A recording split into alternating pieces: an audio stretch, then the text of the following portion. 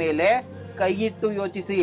ಎಲ್ಲವೂ ಚೆನ್ನಾಗಿದ್ದರೂ ಸುಂದರವಾದ ಹೆಂಡತಿ ಅಥವಾ ಪ್ರೀತಿ ಮಾಡುವ ಗಂಡ ಇದ್ದರೂ ಮನುಷ್ಯನ ಮನಸ್ಸು ಯಾಕೆ ಬೇರೊಬ್ಬರ ಕಡೆಗೆ ಆಕರ್ಷಿತವಾಗುತ್ತದೆ? ಇದು ಕೇವಲ ಮೈ ಮನಸ್ಸಿನ ಆಟವಾ ಅಥವಾ ಇದರ ಹಿಂದೆ ನಾವು ಹುಟ್ಟುವ ಮುಂಚೆಯೇ ಬರೆದ ಕರ್ಮದ ಲೆಕ್ಕಾಚಾರವಿದೆಯಾ? ನಮ್ಮ ಪುರಾಣಗಳಲ್ಲಿ ಶಿವನು ಹೇಳುವ ಪ್ರಕಾರ ಮನುಷ್ಯನ ನಾಶಕ್ಕೆ ದೊಡ್ಡ ಯುದ್ಧಗಳೇ ಬೇಕಾಗಿಲ್ಲ. ಕೇವಲ ಒಂದೇ ಒಂದು ಸಣ್ಣ ಅತೃಪ್ತಿ ಇದ್ದರೆ ಸಾಕು.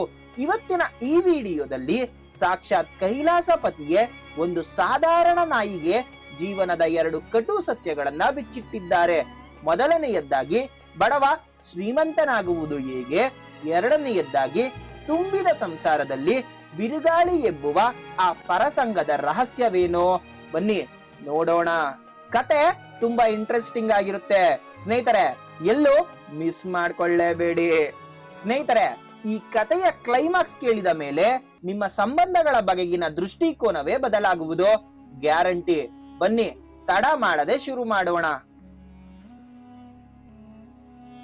ನಮ್ಮ ಕತೆ ಶುರುವಾಗುವುದು ಒಂದು ದಟ್ಟವಾದ ಕಾಡಿನಲ್ಲಿ. ಅಲ್ಲಿನ ಒಂದು ಬೃಹತ್ ಆಲದ ಮರದ ಕೆಳಗೆ ಒಂದು ನಾಯಿ ವಾಸವಾಗಿತ್ತು. ಸ್ನೇಹಿತರೆ, ಇದು ಸಾಮಾನ್ಯ ನಾಯಿ ಅಲ್ಲ. ಇದಕ್ಕೆ ಪೂರ್ವ ಜನ್ಮದ ನೆನಪಿತ್ತು ಮತ್ತು ಮನುಷ್ಯರಂತೆ ಯೋಚಿಸುವ ಶಕ್ತಿಯೂ ಇತ್ತು. ಒಂದು ದಿನ ಆ ದಾರಿಯಲ್ಲಿ ಒಬ್ಬ ಮಹಾನ್ ಋಷಿಗಳು ವಿಶ್ರಾಂತಿಗಾಗಿ ಬರುತ್ತಾರೆ. ಆಗ ಆ ನಾಯಿ ಅವರನ್ನ ಒಂದು ವಿಚಿತ್ರ ಪ್ರಶ್ನೆ ಕೇಳುತ್ತದೆ. ಮಹಾತ್ಮರೇ, ನಾನು ನಾಯಿಯಾಗಿ ಹುಟ್ಟಿ ಕಷ್ಟಪಡುತ್ತಿದ್ದೇನೆ. ನನಗೆ ಮುಕ್ತಿ ಬೇಕು, ಸ್ವರ್ಗ ಬೇಕು, ನಾನೇನು ಮಾಡಲಿ ಅಂತ ಕೇಳುತ್ತೆ. ಆಗ ಆ ಋಷಿಗಳು ನಗುತ್ತಾ, ನಿನಗೆ ಸ್ವರ್ಗ ಬೇಕಾದರೆ ಮೊದಲು ಈ ಪ್ರಪಂಚದ 2 ರಹಸ್ಯಗಳನ್ನ ಭೇದಿಸಬೇಕು ಎನ್ನುತ್ತಾರೆ. ಗಮನಿಸಿ ಸ್ನೇಹಿತರೆ, ಸೈಕಾಲಜಿ ಪ್ರಕಾರ ಮನುಷ್ಯನಿಗೆ ಉತ್ತರ ಸಿಗದೆ ಇದ್ದಾಗ ಉಂಟಾಗುವ ಚಡಪಡಿಕೆ ಇದೆಯಲ್ಲ, ಅದೇ ಅವನನ್ನ ಸತ್ಯದ ಕಡೆಗೆ ಕರೆದೊಯ್ಯುತ್ತದೆ. ಆ ಋಷಿಗಳು ನಾಯಿಯ ತಲೆಯಲ್ಲಿ ಹುಳ ಬಿಟ್ಟರು. ಅವರು ಹೇಳಿದ ಆ 2 ಪ್ರಶ್ನೆಗಳು ಯಾವುವು ಗೊತ್ತಾ? ಮೊದಲನೆಯದ್ದಾಗಿ, ದೇವರಿಗೆ ನೈವೇದ್ಯವನ್ನ ಹೇಗೆ ಅರ್ಪಿಸಿದರೆ ಒಬ್ಬ ಭಿಕ್ಷುಕ ಕೂಡ ಕುಬೇರನಾಗುತ್ತಾನೆ? ಎರಡನೆಯ ಪ್ರಶ್ನೆ, ಒಬ್ಬ ಮದುವೆಯಾದ ಮಹಿಳೆ ಅಥವಾ ಪುರುಷ ತನ್ನ ಸಂಗಾತಿಯನ್ನ ಬಿಟ್ಟು ಪರರ ಕಡೆಗೆ ಏಕೆ ಜಾರುತ್ತಾರೆ?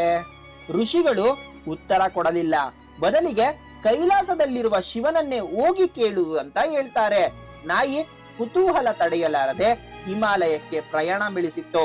ಅಲ್ಲಿ ಶಿವ ಮತ್ತು ಪಾರ್ವತಿಯ ಮುಂದೆ ನಿಂತು ಇದೇ ಪ್ರಶ್ನೆ ಕೇಳಿದಾಗ ಶಿವನು 2 ರೋಚಕ ಕಥೆಗಳ ಮೂಲಕ ಉತ್ತರ ನೀಡುತ್ತಾನೆ. ಮೊದಲನೇ ಪ್ರಶ್ನೆಗೆ ಶಿವನು ಹರಿದಾಸ ಎಂಬ ಒಬ್ಬ ಬಡ ಅರ್ಚಕನ ಕಥೆಯನ್ನ ಹೇಳುತ್ತಾರೆ. ಒಂದು ಊರಿನಲ್ಲಿ ಭೀಕರ ಬರಗಾಲವಿತ್ತು. ಆ ಊರಿನ ವಿಷ್ಣು ದೇವಸ್ಥಾನದ ಅರ್ಚಕರಿಗೆ ಹರಿದಾಸ ಎಂಬ ದತ್ತುಪುತ್ರನಿದ್ದ.